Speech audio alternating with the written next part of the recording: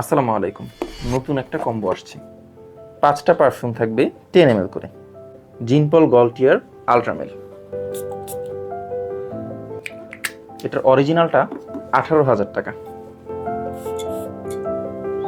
Smell similarities কিন্তু মারাত্মক লেভেলের।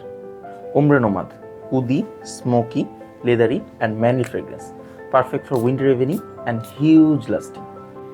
ডানহিল আইকন, এটার অরিজিনালটা 7,000 টাকা।